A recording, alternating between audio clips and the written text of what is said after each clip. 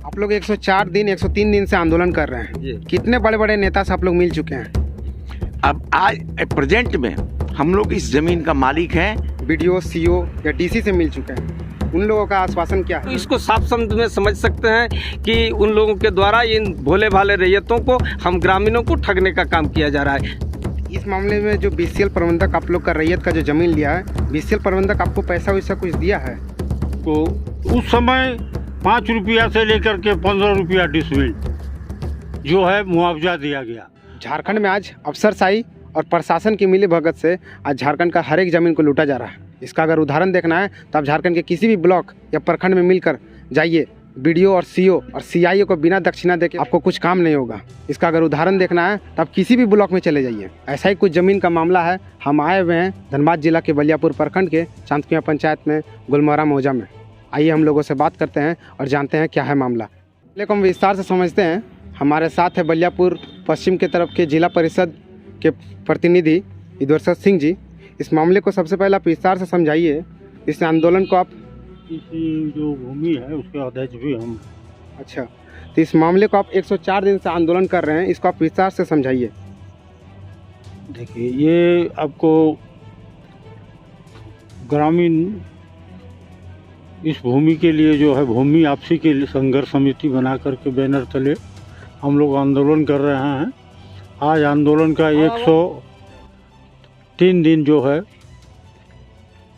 हो चला है और ये भूमि आपको मुकुंदा ओपन कास्ट प्रोजेक्ट के लिए लिया गया था, जो सोवियत संघ के साथ इसका जो है संबंध था। लेकिन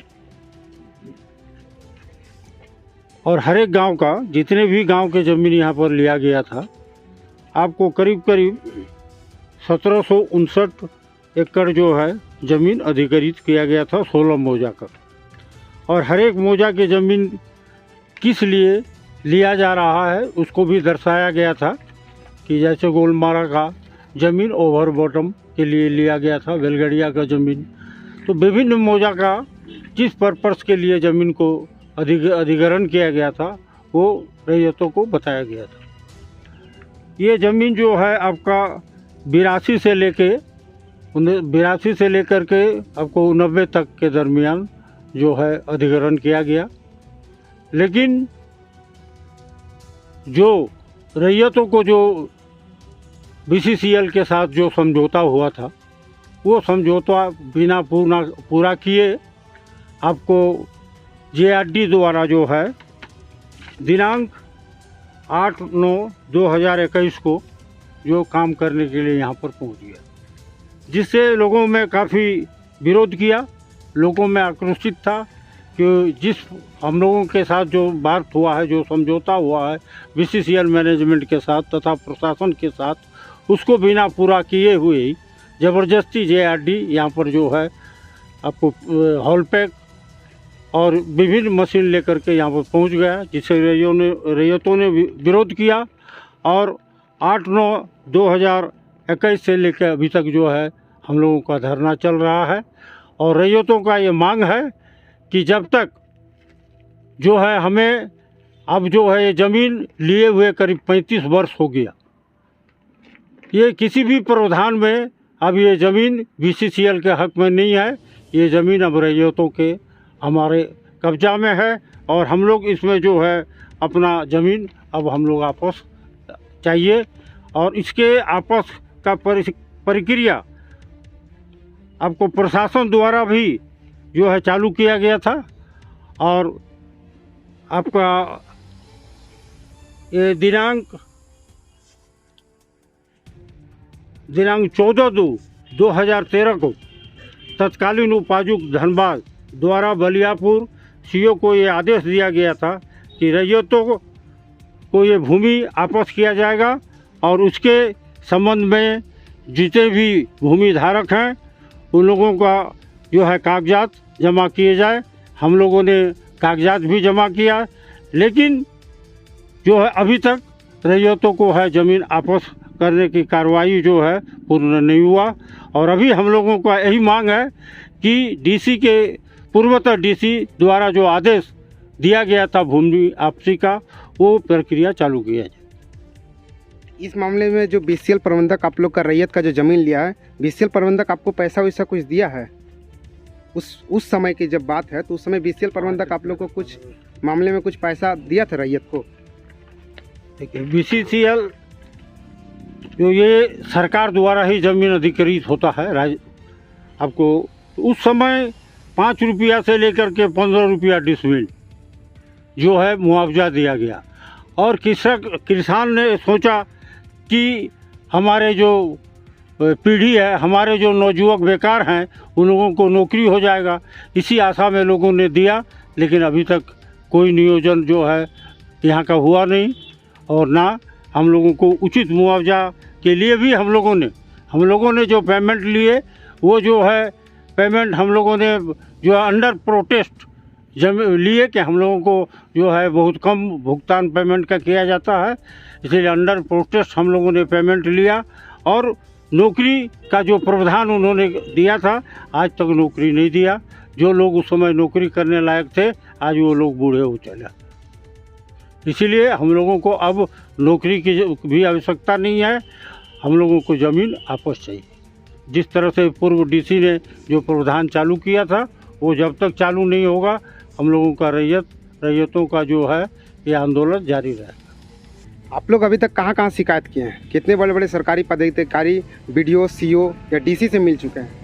उन लोगों का आश्वासन क्या है? सर्वप्रथम मैं आपको यह जानकारी दे देना चाहूँगा कि शिकायत की बात तो ये तत्काल सभी जगहों में राज्य सरकार से लेकर जिला प्रशासन से लेकर बीसीसीएल के मैनेजमेंट को आदि जो भी संबंधित पदाधिकारी हैं या जो भी विभाग है, वहाँ तक हम लोगों ने इस आवेदन को पहुँचाया है और हमारी दर्द को पहुँचाया है। परंतु यह बीसीसीएल को ये लोग ताक में रखकर और हम लोगों के साथ अभी तक जिला प्रशासन और राज्य सरकार अनदेखी कर रही है।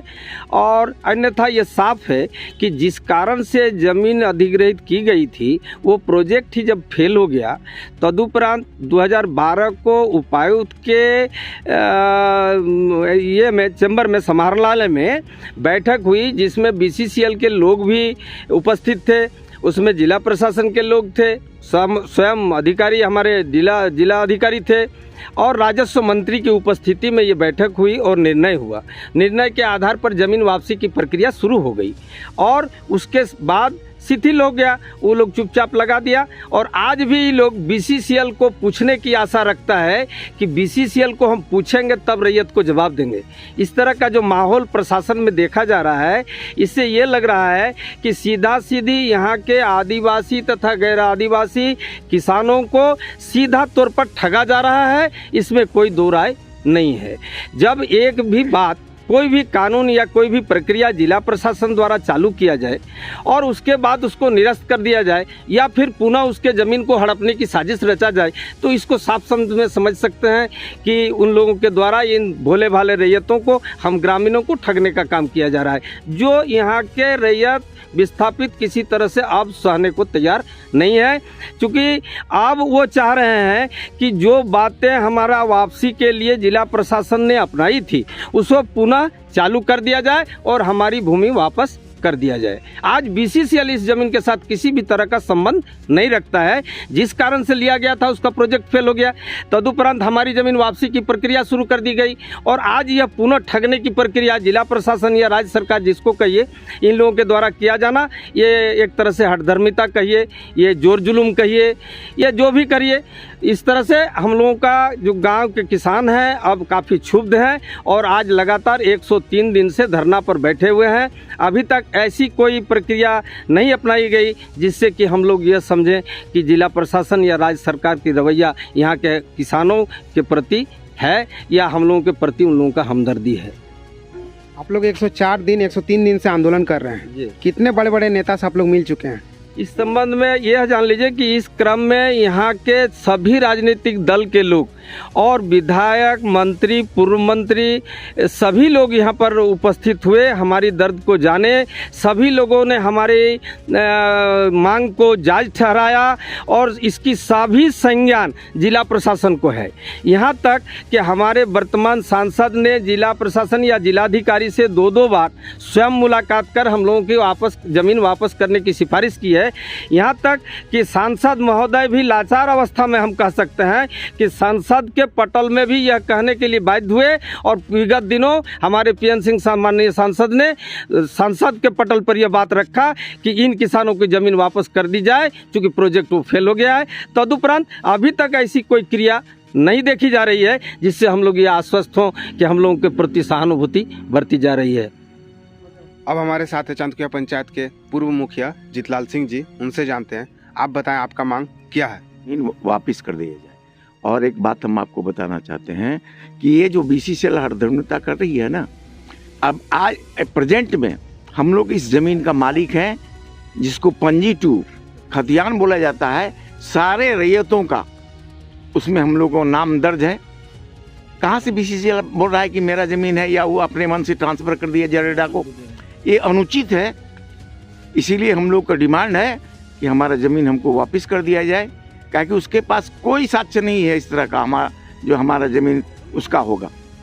हम लोग संघर्ष कर रहे हैं और संघर्ष करते रहेंगे। बस। कब से आंदोलन कर रहे हैं आप लोग? कितने दिनों से लगातार आंदोलन कर रहे हैं? 8-9 से कर रहे हैं।